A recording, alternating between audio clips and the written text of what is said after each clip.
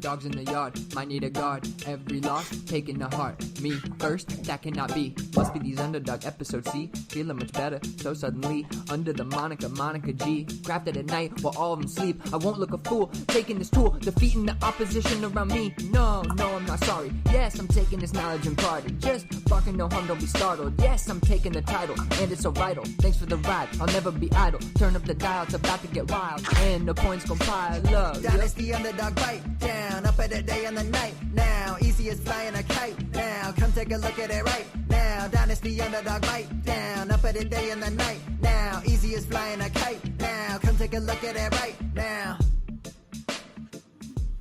Everyone, welcome to episode 171 of Dynasty Underdog. I'm your host, Uriah Dawkins. Joining me tonight, Billy Beeman. What's up? Not much, man. Excited to be here as always. Talk some football. You know how it goes. That's right. Got through week 10. Just moving along. We'll hop into some news, some nonsense, and get this going. Well, before we ride out into the news and nonsense and all that other stuff, we haven't really talked about it much, but we do have some fun stuff happening on the show over the next couple months. Just with Jake. Jake's going to be joining us on a more consistent basis. He's going to be joining us probably once a month, more towards the end of the month usually. And then Josh is actually joining the pod. He's returning to the pod on a limited basis as well. He'll probably join us at the beginning of the months and stuff. So we'll have Josh and Jake contributing to the show. It'll be fun. A couple different point of views. Yeah. Awesome. I think I can also build some segments around it. It's fun. We can do some fun stuff with it. They also might be on a show together, maybe at the end of the month, because I think Josh is going to be on twice a month or something like that. So that'll get going, I think, towards the end of the year with Josh, and I think Jake should be joining us at the end of this month and early December because of some scheduling stuff. But yeah, it'll be a blast. I love having both their perspectives on here, and it just like you said, brings a little bit of a different viewpoint. For sure. It'll be nice to have Josh back, kind of where it all started. So that'd be yeah.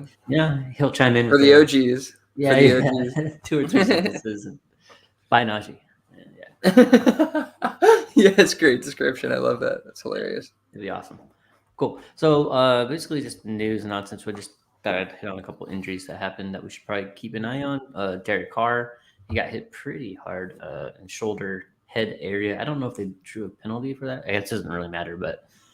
His brain got rattled. So, we got to see famous Jameis, and he was as fun as ever. So, wheels up there. At least lobby managers should be pretty happy about this, I guess. Yeah, I don't know. I was gonna save this for later, but we can just do it here. I forgot we had this, but yeah, after watching that performance, granted, the same old Jameis is gonna throw an interception or two. But it's not like Derek Carr has been impervious to mistakes. I don't know. He looked like the better quarterback to me right now. I'm kind of surprised that they're going to keep rolling out Derek Carr. I guess the contract is a big part of that, right? Is sign him to a big contract. But, man, I don't know. Winston looked more the part to me. We haven't even got to see him play 2 full games in a row since he got LASIK. That was 2 years ago. What's going on here? We deserve Jameis Winston, okay? After what Arthur Smith is doing there in Atlanta, we deserve Jameis Winston. That's just straight up. Fitzpatrick is retired, so give us Jameis. Yeah, if the fantasy gods are going to do what they're doing over in Atlanta with Arthur Smith, at least give us the fun that is Jameis Winston, eating W's, chucking touchdowns. It's obviously better for the pass catchers, that's for sure. So, yeah. I don't even they're saying that Derek Carr potentially has a chance to play this week. Maybe with the concussion stuff, he might miss another week. But I kind of think it's inevitable that they bring Carr back in, which is unfortunate. Sad.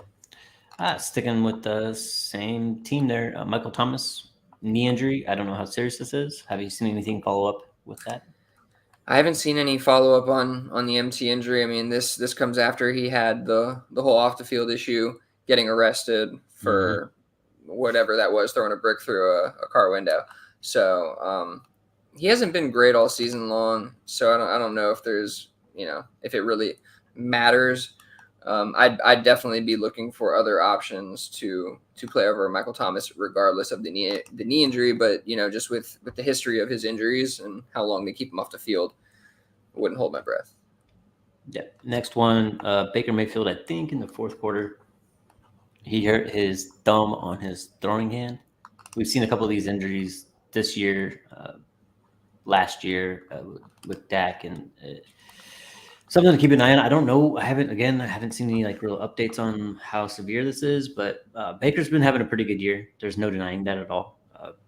The offense has been looking pretty good. I mean, I went as far as saying I think maybe they just go ahead and extend the guy. They could try to work their way up in a draft to try to get somebody, but they've been playing decent enough that they're not going to be sitting there top 3. And Baker's running that offense pretty damn well. I mean, I don't want to compare him to the GOAT, but just what he's been able to do in the same offense with the same weapons that Brady was, besides the Super Bowl. Baker's holding his own there. So just something to keep an eye on. Hopefully he's back out there and we see some more Baker the rest of the year. Yeah, I mean, I was just looking it up again, and I didn't see any follow-up information on that injury. He played the entire game, played pretty well. Yeah. So I imagine that'll be good going forward. Yeah, I mean, you kind of said it all. We'll talk about a trade in a little bit involving Baker Mayfield that may shed some light on his dynasty value and where we're at on it. But yeah, I like what I'm seeing from him for sure. Last one, Alexander Madison. I said brain, but he got a concussion. I audibly laughed out loud when I read this, because it was shoulder, thumb, brain. I was like, okay. Well, he hurt his brain. True. So he hurt his brain. Akers has an Achilles, so I guess this is Ty Chandler's season. Yeah, he was getting some touches. I think he looked okay, and he's always looked okay in limited action. So, if you're that desperate, you probably can flex him out there, but maybe he can carve out his opportunity here to be, the number 2 there going forward. But I really am not interested at all in the Minnesota backfield. I haven't been before the season, and them bringing Akers over didn't make me any more excited about either one of those in that backfield than him getting injured. Yeah, Madison's getting the volume, and that's where the points are coming from, and that's the appeal. But outside of the volume, there's not much there I like, and Ty Chandler has never really been able to carve anything out consistently otherwise. So whole lot of nothing there. It's going to be Josh Dobbs season, and hopefully Justin Jefferson can make it back there soon, because they need him bad. Yeah, that'll be interesting to see if Jefferson. I wonder if he'll ever, quote unquote, be healthy the rest of the season. You know what I mean? But I mean, he should be feeling a little better about the situation. I know Kirk Cousins is gone, and Kirk Cousins is pretty. Oh, you mean like that? You mean like that? Yeah, they're competing. I don't see why he wouldn't come back with some fire in his belly watching Josh Dobbs do what he's doing. That's what I'm getting at. I think I kind of want to put water on that little fire, if there's a little fire out there, thinking that he's just gonna be unhealthy the rest of the year. I think he'll come back when he's ready. I think he will. They keep winning, man. I don't know. Kirk Cousins is a contract year. It's not destined that he's going to be back with Minnesota. I mean, I think it's likely, but it's not destined. If Josh Dobbs just does an incredible job here, who knows if Kevin O'Connell wants to go forward with him, and I don't know. There's a lot that could happen there. So I don't think the season's over for Minnesota at all right now. Nope. All right, let's hop into what did we learn? What stood out from Week 10 action? So yeah, Jahmyr Gibbs, Dynasty RB2 or RB3? What do you think? Breece Hall or Jahmyr Gibbs? Breece Hall. But yeah, Gibbs, no, okay. Right so why? I think Breece Hall is better. Okay, that's fair. But you got me thinking, because man, the offensive line for the Lions is very good. They're so good at running the ball that and then in the competition too. There's nothing else there. There's nobody like a David Montgomery sitting there to share with Breece Hall. I think Breece Hall's had some bad times, and maybe the offensive line is not very good. They've been injured. Zach Wilson is meh. But I'll go with talent here still. I think he's better. I do like Gibbs, but I just think that Brees Hall's better. Yeah. I mean, I think Brees Hall's a more talented running back as well, but man, Jahmyr Gibbs is making a case for himself for sure, just given the dual threat ability. And obviously David Montgomery is there, but he won't be there forever. We're seeing goal line touches now for Jahmyr Gibbs, which is highly encouraging. The top 4 dynasty is pretty clear. I mean, I'm looking at keep trade cut right now, and somehow 27-year-old Christian McCaffrey is still running back 1 in dynasty, which is I don't know if that holds. Points, I don't man. even think Points. Definitely, for sure. I think most Sharp dynasty rankings probably have him a little bit below, just in terms of dynasty goes. But whatever, we can have him at 1. Then it's Bijan, Brees, Jahmyr Gibbs, and then after that, Travis Etienne, Jonathan Taylor, Devon Achane, Ken Walker. Sorry, and I'm just kind of going through that because I think it's a pretty clear top 3, 4. You can include CMC in there, but he's going to be out soon. It's a pretty clear top 3, and then it gets shaky as hell after that. I know we like Etienne enough, but I don't know. I think he's on shaky enough ground as well in a bad game script. One more injury, could go sideways for him. So it was just interesting looking at kind of what Jahmyr Gibbs is doing and seeing him on KTC as running back 4. I think there's a strong argument for him over Brees Hall, given what we've seen and the offense that he's in. The Etienne addition to the rankings there. Achane, I still think that's. We'll see. We'll see. He was very, very good when he was out there, but I still kind of have my doubts. Maybe I shouldn't, but I do. Yeah. No, it's fair to have those doubts. I don't think any of these outside of these top 3 are very stable dynasty assets. So it just shows you how kind of shaky the running back landscape is. And I think, 2024, 2025 comes, we see, one of these guys, Nick Singleton, some of these Raheem Sanders, some of these guys come into the league. I think it's going to shake these rankings up quite a bit, at least outside of the top 3 there, because I don't think they're really solidified.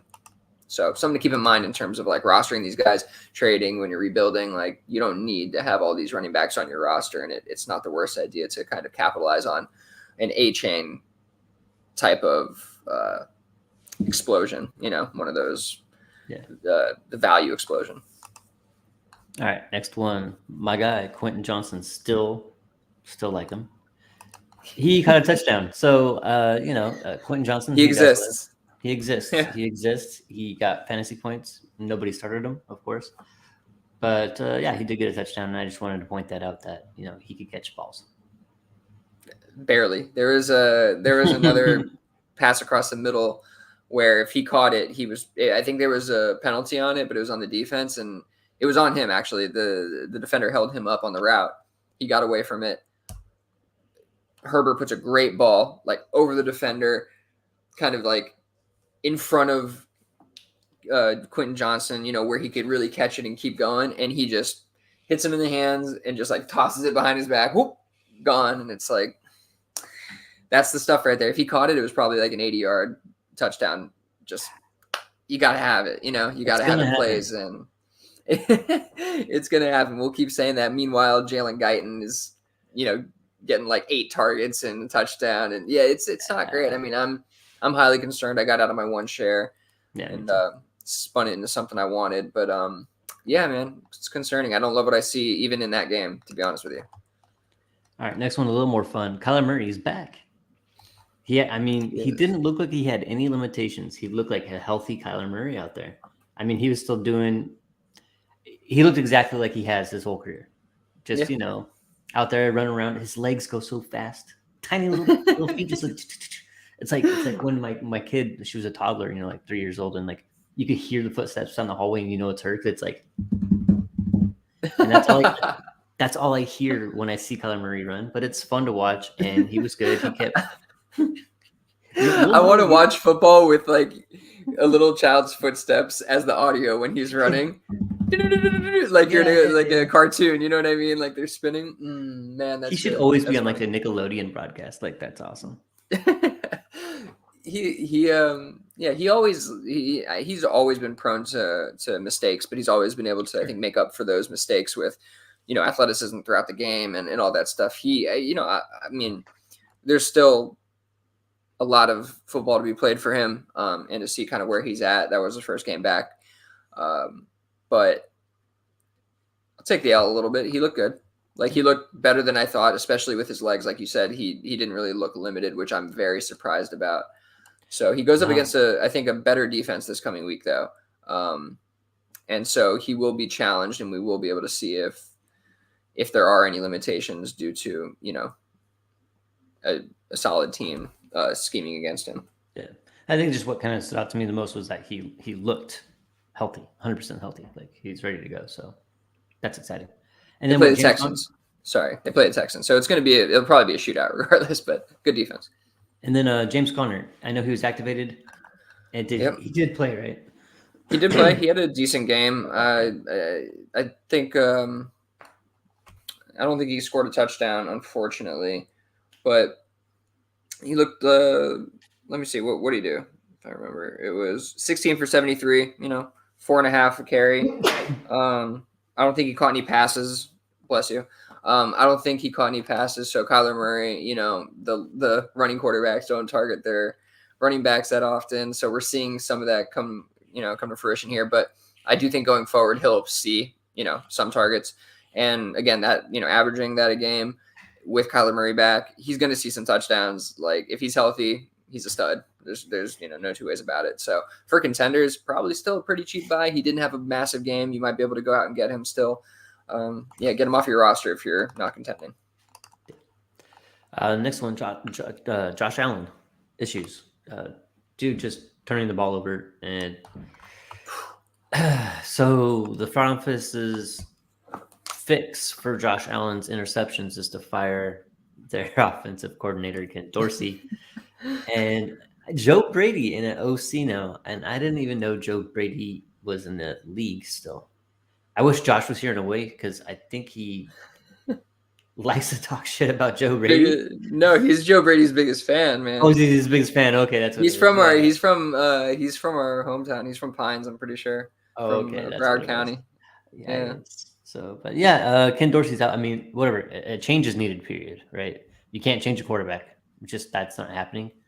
But yeah, Josh Allen issues. It kind of sucks. I was looking at like his weekly finishers, and he's still been very, very, very good for fantasy. Yeah. But games like this, you just can't have it. And also, can I say, I just want one reporter to go after him. Like they did on Twitter. Dak Prescott. And they did. They're like, Dak Prescott, here's a big game, your first game of the season. Hey, want to talk about the fact that you led the league in interceptions before? It's like, you could ask me anything about football, that'd be sweet. But like, no, and they just kept grilling him over and over. But they won't do that with Josh Allen. Like, why? The golden boy. I don't know. There's some stark differences between those two, and I think there may be some reasons that people don't like to talk about why that happens. But yeah, man, I could think of one really big one. Yeah. Oh, I could think of one really big one for sure. Yeah, that has no bearing on their play, but they will still take it into account. So you know how it goes. I know. Yeah, it's BS for sure.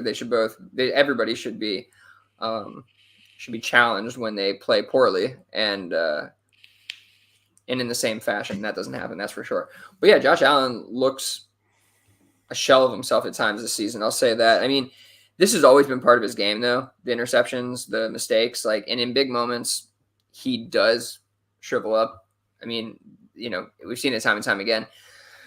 That said, yeah, I think the move is probably good. Joe Brady has been a great offensive coordinator in this league. He's done really good things. He was with the Panthers last, if I'm not mistaken, right? Yeah, Panthers, Baker Mayfield, all that stuff. Yeah. So, I mean, I think it's a good move, and I think we should see improvements going forward. I mean, one of the interceptions was right through Gabe Davis's hands. So you got to give Josh Allen, his lumps where he deserves them, but also give him some credit where he deserves it. Yeah, it's not all his fault, but the team is playing poorly, and a change is needed. So hopefully we see an improvement here going forward with Joe Brady in. Cool. Next one is more fun to talk about. Charbonnet. He just looks legit. We had talked about this very beginning of the season, maybe even before the season started, I think. I kind of put myself out there saying I honestly do believe Charbonnet is just a better all-around running back than Kenneth Walker. And I think Kenneth Walker's good. But to see Charbonnet get more snaps and get more playing time and more looks than Kenneth Walker is telling, because Pete Carroll is notorious for just putting whatever player out there he thinks is better. He will do that. So to see Charbonnet get more play than Kenneth Walker is, from this organization at least, is pretty telling. So wheels up on Charbonnet. Love to see it. Do you think it's time to sell Walker? I mean, I'd like to. Walker did have a pretty good game regardless. Sorry, I wanted to actually look up the utilization for these two. But yeah, like he still had, I think, a 60-yard catch, Kenneth Walker, for a touchdown. And he also got the lion's share of the touches on the ground. He got 19 carries to Charbonnet's 6 for 3.5 yards a carry, where Charbonnet was taking him for 7.3 yards per carry. So there's Charbonnet was obviously much, much more effective in that way. Sorry. So Kenneth Walker got more carries. Oh, just to preface for anybody listening, I had to fill in all my football watching over small little chunks this weekend because I had the in-laws in town. So I wasn't able to just plant my butt in the couch and watch everything. So if I say something a little out of pocket, my bad. That's normal. Yeah. So I mean, we talked last week about how the percentage of rushing attempts were much more split. This went back to like a 70-30 split for Walker for Charbonnet, but I think when the coaches go back and look at the success rate of the two, that'll probably become a lot more even in the coming weeks. If we go to the receiving side of things, though, we have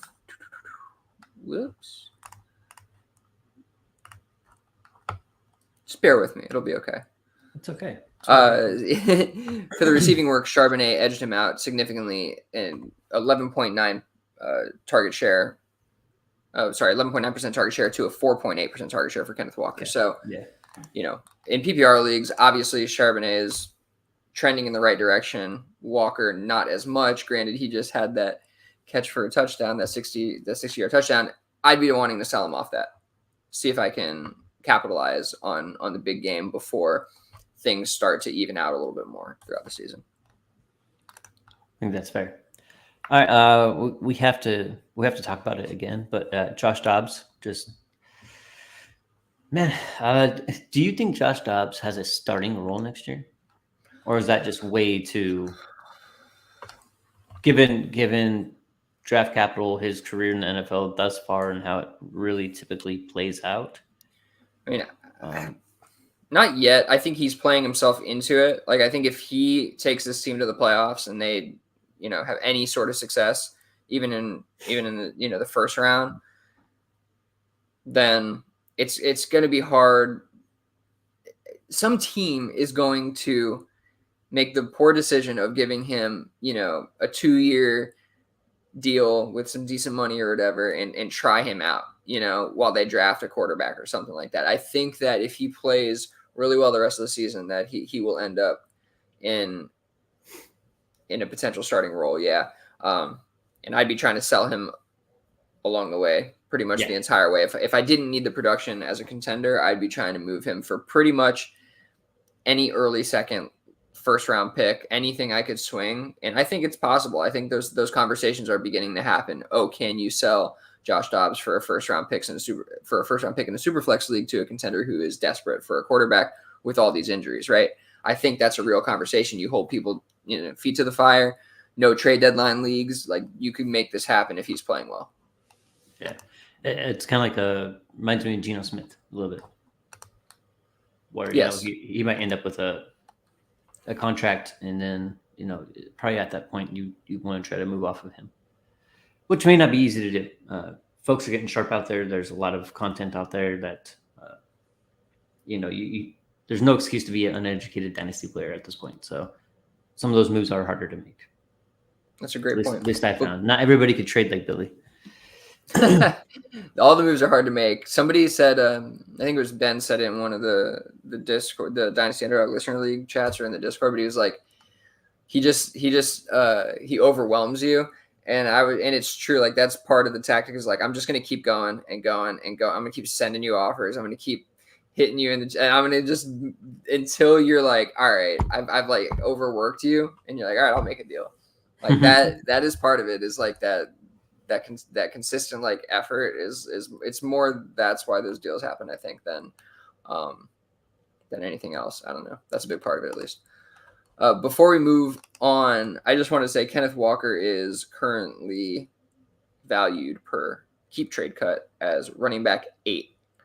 So like there's opportunity to move off of him for like a Javonte Williams plus with ease, probably. Devon Achane before he explodes back on the scene. There's some opportunity here to move on from him for a player who's going to have some life going forward and get a plus on top of it. So I would still strike while the iron's hot. All right. Next one, Kyle Phillips can haul. Hey, Kyle Phillips. It's nice seeing him. And ball. Sorry. Yeah, it's all right. It's nice seeing him get some action. Like Kyle Phillips was one of the guys picked up off of waivers after rookie drafts, or like 4th round a couple of years ago, and he's been sitting on my taxi ever since. So he's a good player. I mean, he's not a stud by any chance, but he's good enough. He could be like a Tyler Boyd type production for you. I think he has a very real possibility of being that guy, wide receiver 3 on your team type of deal. So it's nice to see him get a little bit of action. Yeah, I mean, you pretty much said it perfectly. I think that he's that kind of player, wide receiver 3 on his own team, but he's a PPR machine kind of guy. I think at some level, that's the hope is in the future he can kind of, I think, see 6 to 8 targets a game kind of thing, and there'll be more short area. I mean, he took a screen for like 40 yards or 30 yards the other day, and that's the kind of player he was. I mean, even I think at UCLA is where he went to college. He was a punt returner, big play kind of guy. So yeah, I mean, I think this is an interesting one. He was injured every bit of the way from when he got drafted up until this point. And as soon as he gets healthy, granted Treylon Burks a little banged up, but as soon as he gets healthy, he's inserted into the offense and he's producing. And I think that says something. So I snagged him off waivers in a Devy league, in a deep Devy league, DFF guys like the other day, and put him in the lineup. So he was out there. And I'm not saying, you got to have, I think, 25 to 30 man rosters to roster him. But yeah, if that's your league, definitely snatch him up. All right. Former Dallas Cowboy, Noah Brown, had a game, but you're saying by Tank Dell. I'll also point out Dalton Schultz had himself a pretty damn good game there too. Also, former Cowboy, just throwing it out there. Those former Cowboys, Mari Cooper having himself a good little year. Oh, Mari Cooper had a really good day too. Yeah. Yeah, all the former and all the current Cowboys are balling. Well, except Tony Pollard, I guess, but all the receivers. Yeah. Noah Brown, if he's the guy that you've had on your roster, like just be happy you have him. But I'm not going out there to trade for him. No. He's 28 years old, journeyman, and honestly, Nico Collins was out this week, which helped his explosion. I think that long term, he's just kind of a role player, a good one, but a role player. And Tank Dell, not a down week necessarily, but didn't score a touchdown. And Noah Brown had 1 billion yards, so overshadowing him a bit. I think I'm out here buying Tank Dell. Still, he's small. People probably want to get rid of him, but I do think that he's going to be the wide receiver 1 for this team for the future. Wide receiver 1A, 1B, depending on what they add going forward. But I see him as that kind of guy. He's just an exceptional route runner at every level. Really, really great player. So excited to see what he's doing there. All right, next one is Trevor Lawrence, a top 12 dynasty quarterback. I'll give you right now like the why is it doing this to me? I don't even. Yeah, why not? I mean, I just it's worth Patrick Mahomes, Jalen Hurts, Josh Allen, C.J. Stroud, Joe Burrow, Justin Herbert, Lamar Jackson, Anthony Richardson, Trevor Lawrence at QB9 currently, Tua, Kyler, and then Dak Prescott at 12. After Dak, there's Jared Goff, there's Deshaun Watson. Yeah, I think he belongs in the top 12. Yeah. I know it hasn't been sexy the last couple of weeks or whatever, but and we haven't seen like huge improvement we're hoping for. It's still, he's still good. He's still young. I really trust the coach there. Yeah, I do think he is top 12 quarterback. Would you rather have Kyler Murray over Trevor Lawrence at this point? Golly. I'll get roasted for this, but I think I might take T-Law. Okay.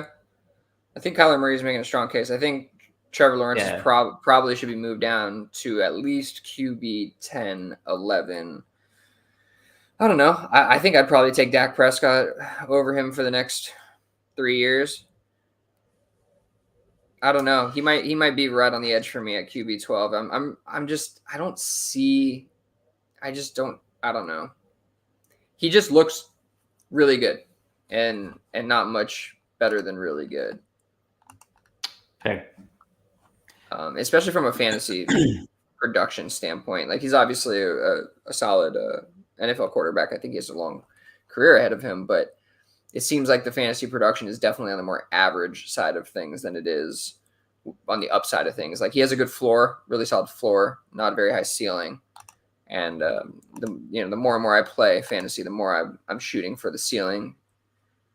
Yeah. Yeah. All right. Buy or sell Zay Flowers. We were having this conversation in the Discord. We had, our boy Dylan was basically like, I'd take anything for Zay Flowers at this point.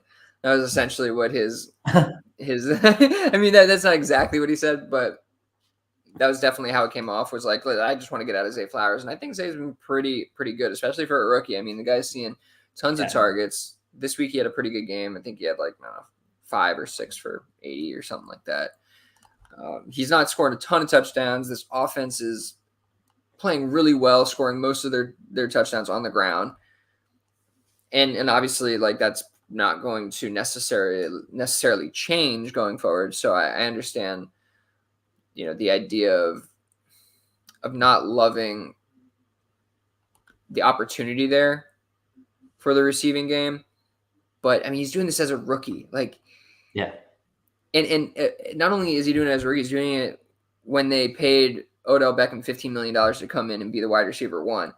That's very short term. That was a 1-year deal, if I'm not mistaken. So, Zay Flowers steps into the lead role next year, a full year off season under his belt, becoming, a pro. I can see him improving. I could see him improving from where he's at even. So I'm not sure I'm on the sell train yet, but then I did look at his keep trade cut value and I was a little intrigued by what I saw. So he was sitting around assets like a mid 24 first, a Drake London, maybe an Austin Eckler if you're on the contending side of things. Those are appealing assets to me, to be honest. If we're selling Zay Flowers and we're getting, really good return, I guess I'm not on the God. You gotta hold Zay. You gotta hold Zay Flowers no matter what, right? I mean, listen, it looks like there might be some opportunity here. I think that you have a mid 24 first, Drake London, Eckler, all around Zay Flowers value on KTC. I think that's legit value right there. Toward the point where if I had Drake London, I don't think I'd trade him for Zay Flowers. And if I had Zay Flowers, I don't think I'm gonna go out and get Drake London. I'm pretty high on Zay Flowers just from what he's done as a rookie in that offense right now. Mid 24 first, that's just kind of resetting where you drafted him last. Basically the same thing, right? Middle of the first round.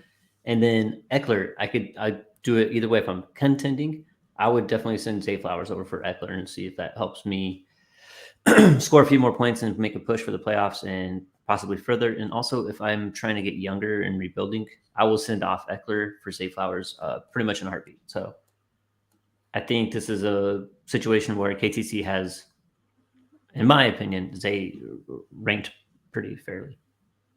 Yeah, it is pretty appropriate. I like the way you broke most of that down because it's true. Like, I think I'd be willing to make the deals given the right context on either side for the most part. That 24 first is interesting just because I do think this class coming up is going to be a little bit more deep on the top end.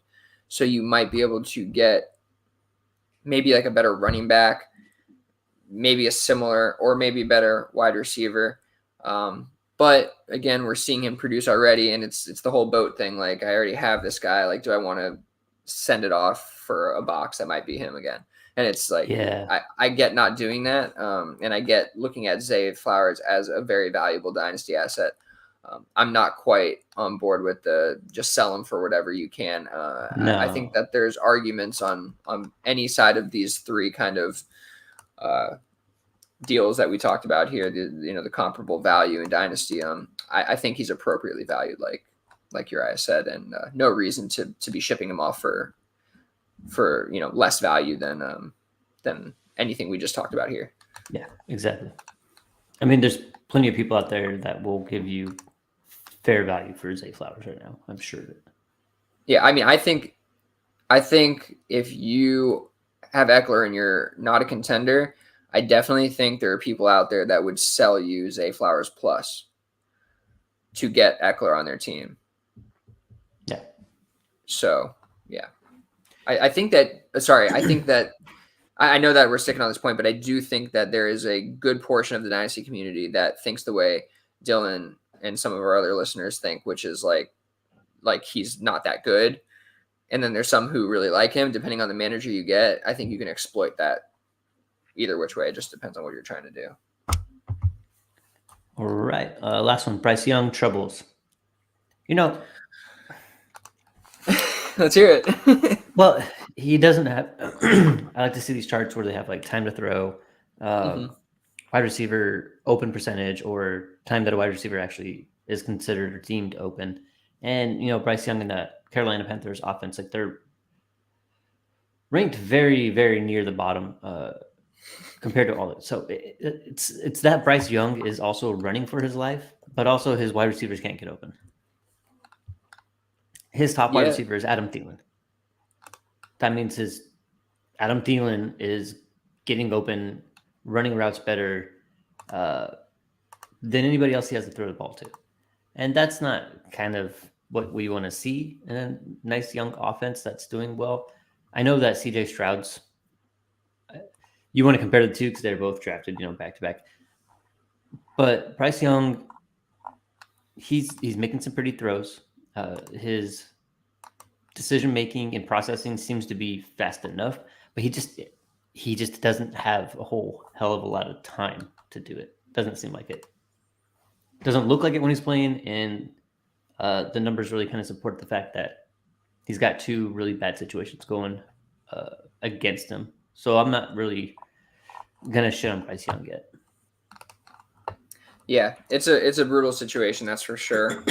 But I don't know. You still want to see these guys rise above it a little bit, and I'm not sure he's quite done that. So definitely a little concerned. I mean, I think CJ Stroud is probably working with a little bit better of a cast of characters, better defense, just better team all around. So it's not fair to just compare them 1-to-1. But man, I don't know. I like it might. Bryce Young right now is valued below Sam Howell on Keep Trade Cut.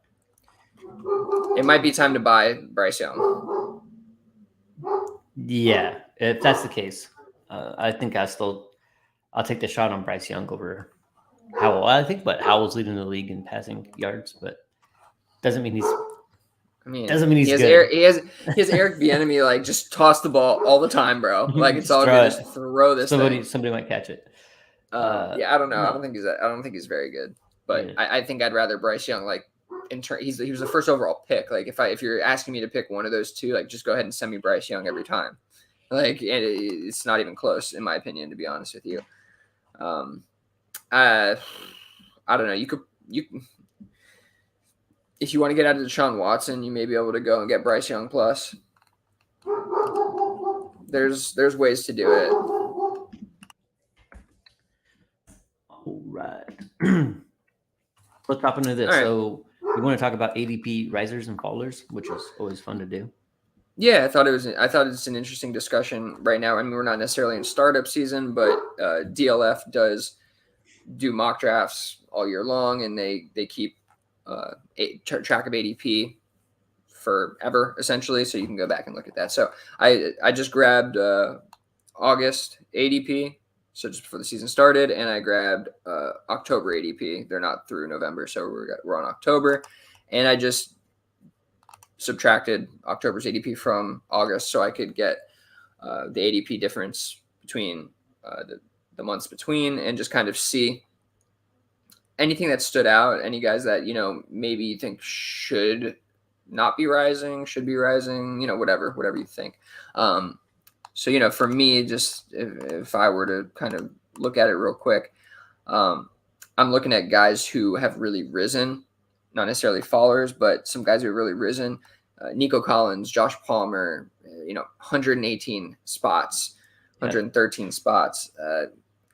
Those are some guys who deserve to rise for sure. Nico Collins probably more so than Josh Palmer, but even, Josh Palmer rising up, it's 112 ADP, but, Nico Collins up to 45 from 163 in August. Like, I don't know if I'm that bought into either of those players, especially Nico Collins up in the 45 range. Like, I'm definitely not bought in at that level. So I think, you can see some of the reactionary Dynasty community coming in here. But Josh Downs is one that I wanted to highlight, who has risen up, 70 or 94 spots up into the 74 range. And that I'm much more comfortable with than Nico Collins valuation here from the community. And I think that's kind of a buy that I'm looking for. Rashee Rice, another one who's risen up 78 spots, maybe not necessary for a guy like him. Tank Dell, 74 spots, necessary for a guy like that. Another one who I like, risen 57 spots in this time, Demario Douglas, in that 174 range, still really low. He's seeing, 6, 7, 8 targets every week. This is a guy who I really want to buy into because he's going to be dirt cheap.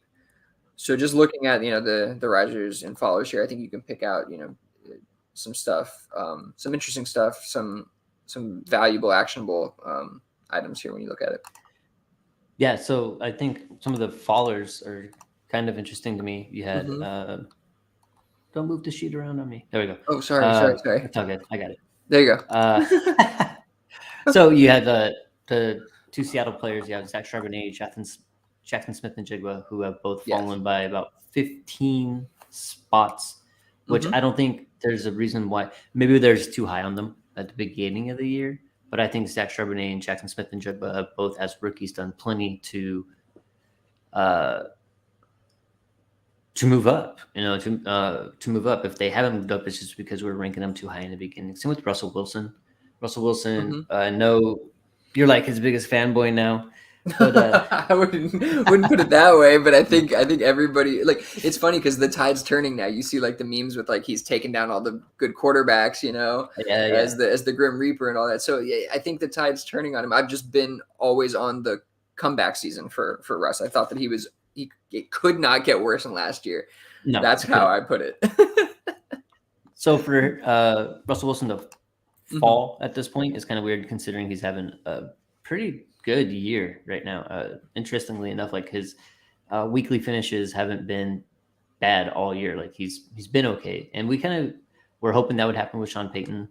There's going to be some bumps and bruises along the way, but he's not going anywhere. He's going to be playing there again next year, and you could already see an improvement in that offense from last year to this year. So I think it's interesting to keep an eye on.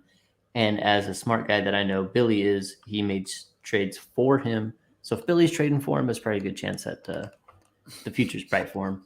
Deshaun Watson falling, I don't really quite understand. Maybe QB 9 in August is probably ranked a little too high because we didn't really, especially after what we saw from him last year.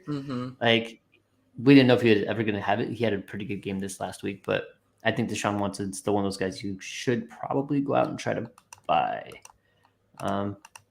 Jerry Jeudy falling is kind of sad. You're either Team Sutton or Team Jeudy probably at the beginning of the year, and it's pretty clear that Sutton, especially with that catch, Did you see that? Oh my God.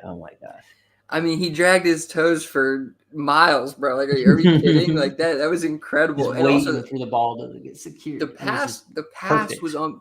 If you saw the play, the pass was so on point too because Russ had to evade a defender. He did like a 360 spin, then ran back the way that he was going anyway, and then on off his back foot chucks the ball sideline throws. I mean, it was just really, really good play by two professionals right there, and no matter who they were, great plays.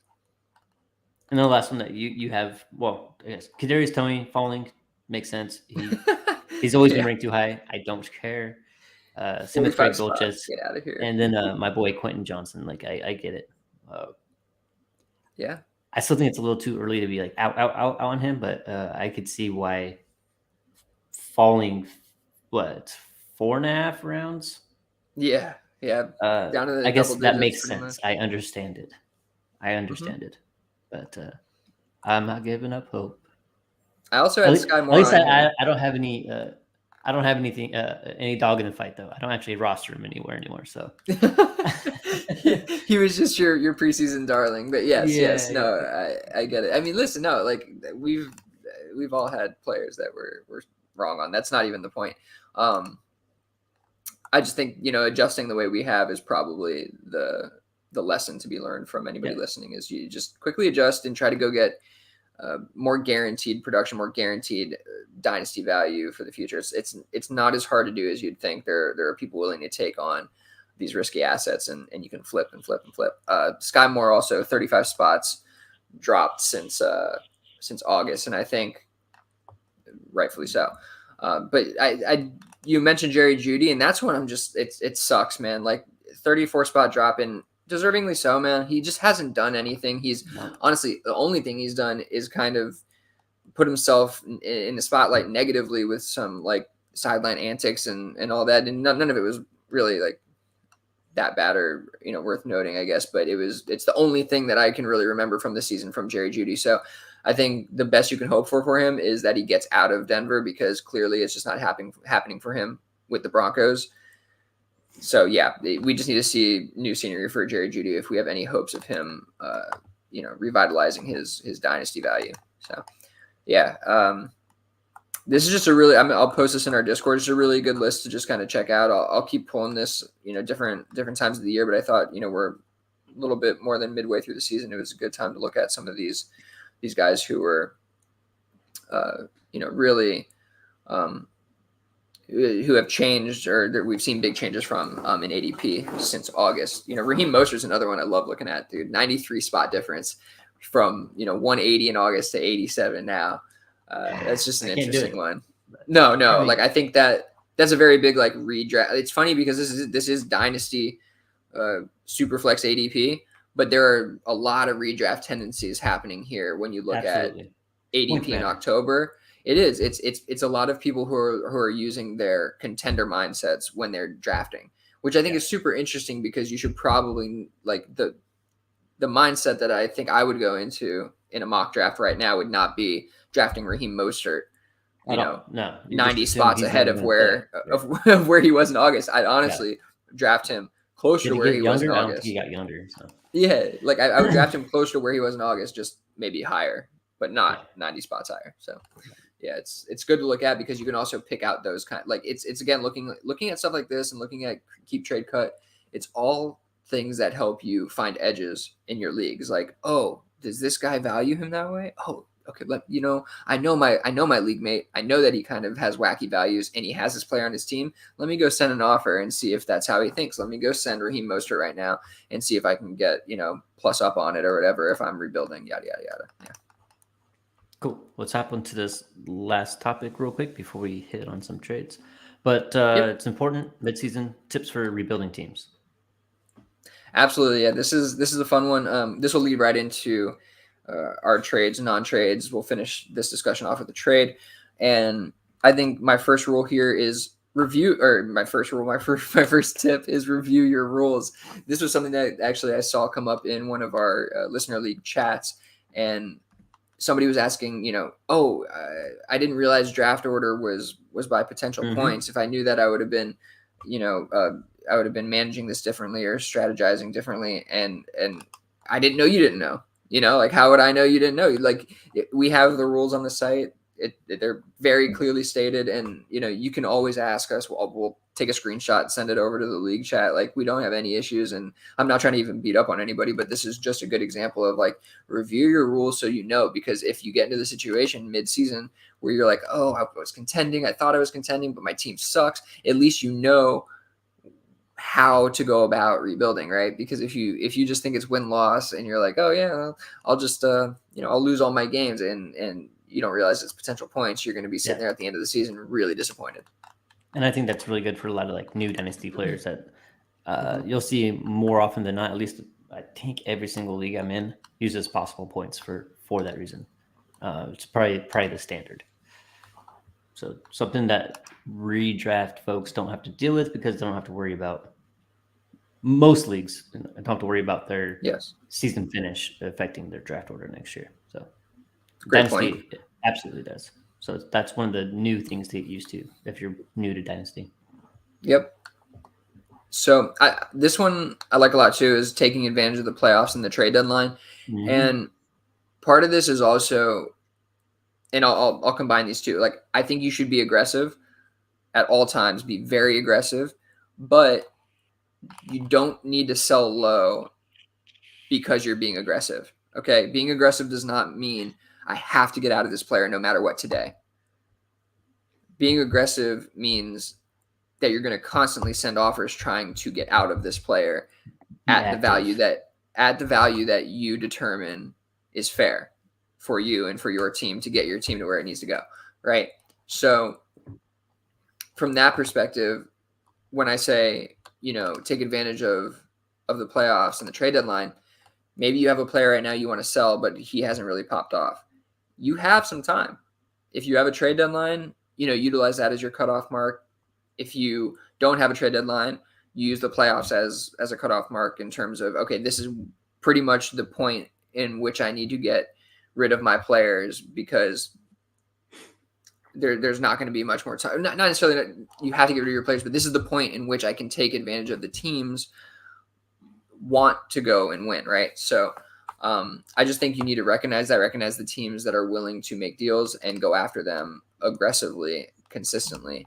But don't take less than what the value is for those players. Too many times I think people are just like, there's just no way I'm going to get a deal done. And there are leagues, don't get me wrong, like DU2, our second listener league, like at some point, like I had to make a deal that I made, and we'll talk about it, but it was like there was not going to be another deal made. Like, I exhausted every single opportunity and I pushed for weeks and weeks and weeks. And at some point, like there is that, that point that comes where you're like, all right, has to happen. But most of the time, it's not like that. Yeah. Okay. Next point is sell old producers. I think this goes without saying. If you've been playing Dynasty, you obviously understand this. If you're new to Dynasty, you might not quite get it. But if you're not contending, good way to find it is go to your standings, go to your power rank, figure out where you are in the league. Your win-loss record isn't say everything, but right now you should probably have a good idea of where you're at in your league. And so selling old producers for younger talent, it's harder than it looks sometimes, because a lot of people don't want to sell young players, right? Like, that's how you keep contending year to year. But when you have a player that's producing very well, like Tyreek, these examples I think are pretty good. So you came up with sell Tyreek for Jackson Smith and Jigba plus. Yeah.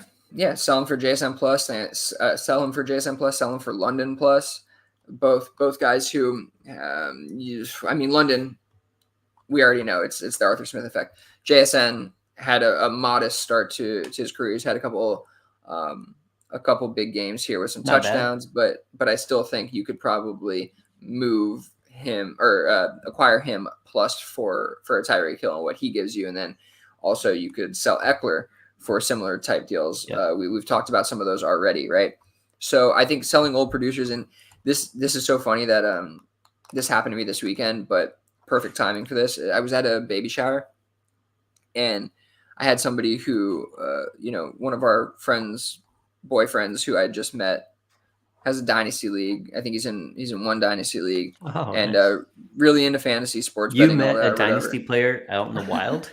I know, right? Yes. Wow. This is crazy. Usually it doesn't happen, but it's so funny because like even when it happens, like this is a perfect example of like how deep we are in it and how you can like overwhelm somebody. And he was like, look at my dynasty roster, and I was looking at it, and he was, I think, like a top 3 team, and I'm looking at his points for, and I'm like, you should probably sell off a lot of these players, dude, because like you're probably not going to win the league this year, right? And like you could see it in his face that he didn't want to believe it, and like that and it's just like the mind he didn't have the mindset yet. And I'm like, he has Derrick Henry, and I'm trying to think like a bunch of like 3 or 4 guys who I'm like, dude, just sell them for first right now and picks, and like you'll be competing again and running the league in a year or two. And he's like, but I don't want to, it's Derrick Henry. And I'm like, but dude, Derrick Henry next year, like he is going to carry like half the value that he has right now. Mm-hmm. And like, you're going to be, and I said it to him, and I wasn't trying to be disrespectful at all. And I don't think I was, but I was like, I promise you're going to sit here, or you're going to look back at this conversation in a year or two and be like, I probably should have done what he was saying. And it's just, selling old producers is a really difficult thing to do, especially when you see yourself as a contender. But we talked about these things a lot. Like Uriah has brought this up a lot about going into the really detailed standings in Sleeper and in MFL, and looking at your power rank, looking at your potential points, looking at your all play record, and really seeing like where do you stand within the league, and understanding that like you're probably not what you think you are, at least a lot of the time, unless you look at this stuff very often and really critically think about these things. Yeah, it's true. I think, longtime friend, longtime listener, Ben, should probably take a good hard look at his standings in DU1 right now. I love that we were just talking trash in the D1 listener. No, he's chat. getting hot. He's getting hot. But man, the run he's on, I'm like, this doesn't make any sense. He should have at least like 3 more losses. This guy is on an 8-game win streak, which is just unheard of. And I have 350 more points than him. Yeah. I'm like, and I'm in 3rd place. I'm like, what is happening in this league right now? But I mean, that's fantasy. It's super fun. I love chopping it up about that stuff. But like you said, like with that team, he may be able to make a run at it. Obviously, he's in 1st place. Like you just ride the wave on that one. But when you're in 3rd, 4th place, your points for aren't there. You really go and look at your max points. You look at all that stuff, and you're like, yo, like I'm not there. You got to know, and you got to look at your team and be like, yeah, it's not like I have young guys who are going to produce next year. These are old guys who are going to decline going forward. You need to make a shift, make a choice, and hit it hard, and you'll be able to turn your team around much more quickly than if you let these guys die on your roster and you're trying to play catch up later on. It's, that was one conversation. Then we also got into the conversation of like the way they do their draft order or whatever, and how like they're some guys are getting all upset about a tanking team and yada yada. And I'm like, dude, just do potential points and call it a day and everything will be fine. And he was like, oh yeah, that was a suggestion. It's just funny, man, listening to like all the all the things that people go through kind of starting up dynasty leagues and getting into it. And it's just, there's so much. I feel like they don't use the resources. There's so many free resources. We're free. Our Discord's free. There's so many other out there. It's like, just listen to somebody. Listen to somebody and help yourself. Help me help you. I just need you to listen. That's it. All right. That's all right. That's my last. No, I'm sorry. That's my second to last tip. Last tip here is going to lead into our trades and non-trades. Acquire as many first-round picks as you can if you want to rebuild right now, mid-season. Right? Like this is when contenders are selling off their picks. This is when people are valuing points more than picks. And if you really want to rebuild, I mean, Dylan, our boy, our listener, he'll tell you every time. I mean, he's always building. So, but acquire as many picks as possible, as many first-round picks. They're the most liquid. They increase the most over time in value, and they're going to be one of the quickest tools to recovering in a dynasty league. And, in DU2, I have a team that was really struggling from the quarterback position. Not really struggling overall. I think I've been riding middle of the pack in like 6th place. I was in the championship last year, lost to Uriah, but my team was a bit of a fraud. Bit of a fraud. I had Daniel Jones. I had Derek Carr, and I don't even think I had Daniel Jones at this point. I think I acquired Daniel Jones in the offseason, so I don't even know what I was utilizing at quarterback. But it was Derek Carr and something because I had traded off Justin Fields. F my life. But one way or another, I was really struggling in QB because I only had Daniel Jones, goes on IR, and Derek Carr, and I'm like, I got to either rebuild or get a QB and try to compete because I don't have my first-round pick. So, I need to kind of change the trajectory of what's happening here and make it so that that first-round pick isn't the top one, whatever. But I also need to acquire first-round picks. Well, our boy Dylan, who I keep referencing, who is a pick hog, he has my first-round pick. I ain't ever getting that thing back. I know that. Yeah, it ain't happening. So I decided, let me do what I do and go after kind of a lower valued asset that I think has more value than what they currently have. Give up something that I really didn't want to, but do that and try to acquire a first as well. So I have a ton of wide receivers in this league, and I said, look, I got to probably give up one of my younger, better assets in T. Higgins to go after a first-round pick, but also get a quarterback on my team. This is the league where I'm saying, I exhausted every single option. I mean, even I went at you with Aaron Rodgers. You held my feet to the fire. I gave you a good deal. It was terrible. I went after Matt Stafford. I think the same exact deal was sent to me that you sent to me for Aaron Rodgers. I think it was Burks in a second. Yeah. And I'm like, and I was like, both these guys are dead after this year. Well, no, Aaron Rodgers maybe a little bit more life, but I don't love the risk that comes with Aaron Rodgers. So I'm like, I'm going after somebody else with a little bit more upside. So I went after Russell Wilson, and the deal I got done was sending T. Higgins a 24 second for Russell Wilson, a 24 first, and Juju Smith-Schuster. How do you feel about this deal? It's a great deal for Superflex, but yeah, it's a good deal. I hate that you get these deals done.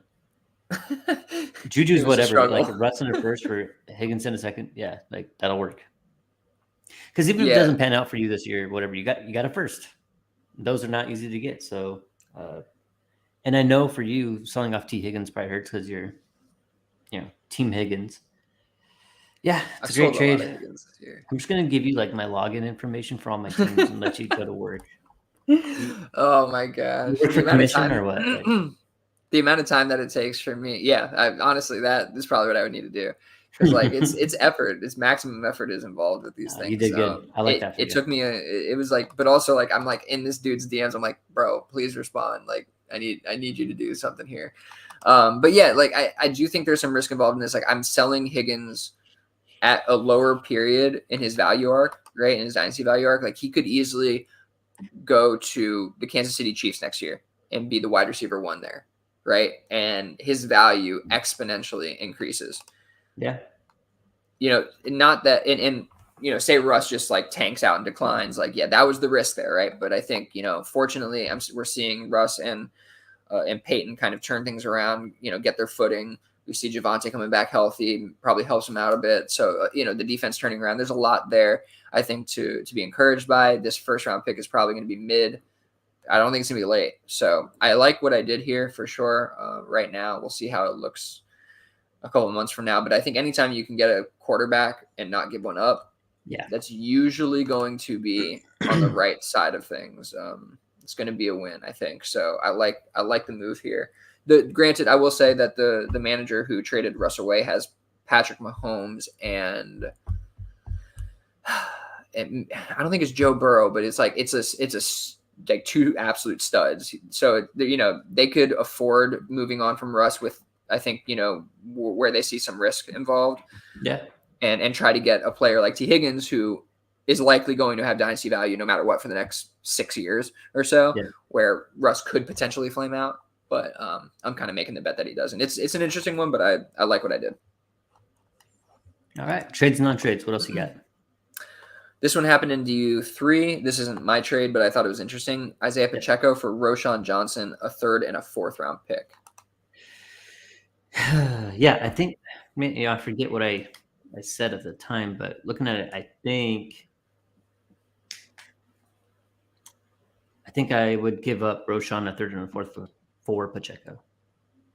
I'm right there with you. I think that I want the running back who I know has reached the level that I want the other one to reach at least, and also is on one of the better teams in the league. So I'll take Pacheco and ride out with the known asset. Yeah. Next one is there's a theme here over the last probably month where I'm trying to get rid of these old players as we're supposed to do. Supposed to sell old players, get other players. I sent off a trade today. Derrick Henry and Gus Edwards for Zay Flowers. I'm trying to get Zay Flowers. I thought it was pretty fair. It got countered though. Oh, well, what do you think about that in the first place? Derrick Henry and Gus for Flowers. Yeah, I'd rather have Flowers, but I think that's an appealing deal for a contender probably. Yeah, just looking. This guy, I think he's like third in his division, and his running backs are Latavius Murray, Mostert, Jerome Ford, and CEH. So he could use some running back help, and I have a ton of them that I'm trying to move off of. He has really good running backs or wide receivers, really good tight ends. I doubt he wants to move off his tight ends. Those are probably what's propping him up in this league in the first place. But he did counter, and I just wanted to get your thoughts on it real quick. I'm pretty sure I'm going to decline because it doesn't really do me much good, what I'm trying to do. But he said, hey, how about this instead? Helps me now, helps you in the future. And he sent over a counter with Nick Chubb, Kayshon Boutte, and Derrick Henry. How does that help you in the future? It doesn't. Yeah, I would respond. I don't see how a broken Nick Chubb and a 6th-round Kayshon Boutte help me in the future, but thanks for the offer. Yeah. So I'll keep trying. At least he's open. So I'm gonna do what you do, and I'm just gonna keep sending him offers for younger players that make sense. And if I have to overpay with veteran running backs, I will. But yeah, this is one though with like Derrick Henry where people are going to try to like get him super cheap because he had the 2-point game or whatever. But it's going to be one of those where like I've been talking about kind of this episode where you just got to be strong and like strong-willed and be like, no, like he's going to score 20 points next week. Do you want that or not? And if you don't, he'll be fine on my roster until somebody offers me that value. Yeah. And same with Gus Edwards. I'm not trying to move him by himself, but as a throw-in, he's a guy who's going to fall into a touchdown from time to time. It's kind of how I view it. So, I mean, I think Gus is fine. All three of those running backs, I'm pretty sure, scored last week, and he gets most of the touches. Like I said this probably out of turn in Console Wars a couple of weeks back when that awful deal of Russell Wilson and Gus Edwards for Mixon went down. But like I would probably rather have Gus Edwards at value over Joe Mixon rest of the season. And I said it back then, and it was probably out of pocket. But you know what? I probably would at value. Now, obviously not if like I had to draft both of them. I wouldn't take Gus like right over him. But it's just you look at these two. I mean, Joe Mixon has not been good. I don't care what anybody says. He's fallen into a bunch of touchdowns, and that's what's propping his dynasty value up. So one way or another, I like Gus enough. I think you could get a second for him from a contender. I would do that. Yeah, Gus is fine. You should be able to sell him. He's my highest rostered player. I mean, he was dirt cheap, so that's really good return on your value there, or on your investment rather. Okay, Sam. This happened in a league I'm in actually a week ago. Sam Howell for a 24 first. I could just given the current state of quarterbacks in the league right now, I could see how that might be necessary for someone. I don't think I would trade a 24 first for Sam Howell. I can't. I wouldn't either. I could understand. In good conscience, do that. Yeah, like I need, if I'm trading for quarterbacks, first of all, I don't think I'm often trading for Sam Howell type quarterbacks, like in general, because I just don't see consistency in terms of a starting quarterback there. But I certainly wouldn't give a first for that. I would want to take that first and package it with something else and go get like Russ, or something like that. Yeah. Okay, so this is an interesting one. This happened in a Devy league I'm in. I had this offer actually sent to me. I had DeAndre Hopkins for Baker Mayfield. I have Josh Allen and Tua. Those are my only two quarterbacks super flex league. I figured a good time to get out of Hopkins. Honestly, like Mayfield looks like he's on a pretty solid trajectory. Still young, 28 years old. DeAndre Hopkins is 29 years old, receiver. Just I don't know. Like what was I going to get in a Devy league from like a second, and maybe that would be something okay, you know, for DeAndre Hopkins. Like this seems like a great way to get out, and I just accepted it. I was like, let me have Baker. It's super flex. I'll take the quarterback there too. Yeah. Yeah, and I ended up losing this week in that league. I'm like top 3 team, really competitive league, but Baker was absolutely the right decision. I mean, he scored 20 some odd points, and DeAndre Hopkins was big meh. So I think having that backup is pretty solid. And so anybody who wants to go do that, I mean, I don't know if you can get that done today, but I don't know. Somebody sent that to me, so there's opportunity there. Like.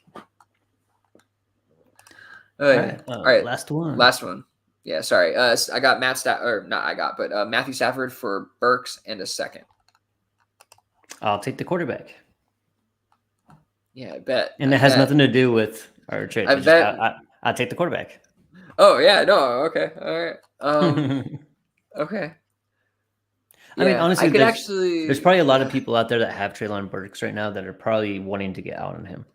To find people who are actually actively trying to acquire him, I think that population of Dynasty players is less than some might think. Burks has not done a whole lot. And honestly, it's a huge risk. The second is, I don't think it's Burks in a third or Stafford. Oh, Stafford for sure at that point. Okay, so the thing is the third and the second there is big enough to move the needle for you in Superflex. Yeah, I mean, also like I think I sold that second in the deal to get Russ Higgins in the second. That was the same league. Yeah. And like I think I had that deal on the back burner, and I was like, I can't do this to get Stafford because I'd rather have that other deal done. And now I don't have a second. I could probably swing like a 25 second in Burks for that. But I don't know, man. Like that would just be for insurance. Like Matthew Stafford being like my third quarterback, you know what I mean? And I don't think I want to give up that kind of value for like my third quarterback is part of it. Also, I know that Stafford's going to die on this dude's roster if he doesn't sell him to me because it's DU2 and nobody buys and sells in that league. So I'm like, you know what, dude? If you don't want to sell him to me for like my price, like you can just have him like for the rest of his life, like whatever, dude. Yeah. So you got to know your league and your league mates, and you can kind of maneuver around it that way. But yeah, I'm still taking the quarterback there. Yeah, no, I agree. I agree, I guess. Given it was just situational for me. I understand. That's fine. All right. How long does Stafford have left? Though? See, I don't know. We thought he was done after last year. He came back and started off the season pretty well. Got hurt again. He's a dog. I mean, he's a fighter. He's a footballer. I think he wants to play. I think he wants to play for a long time. I want to end the episode right there. He's a dog. He's a baller. He's a footballer. I just like those three phrases right there epitomize football. Like that's it right there. Just go out on a high note. Drop the mic. Boom. All right, everyone. Thanks for giving us a listen this week. As wild as it may have been, follow us on Twitter or X, whatever you want to call it. Dynasty Underdog at Uriah Dawkins at Willie Beeman DFF. Hit up our Discord. It's fun. We talk through trades, pretty much anything you want to talk about. It could be your kids' homework, which we talked about last night. You can see us on YouTube if you want to. Listen to us on Spotify, preferably if you can. Other than that, y'all have a good night. Peace out. Peace out.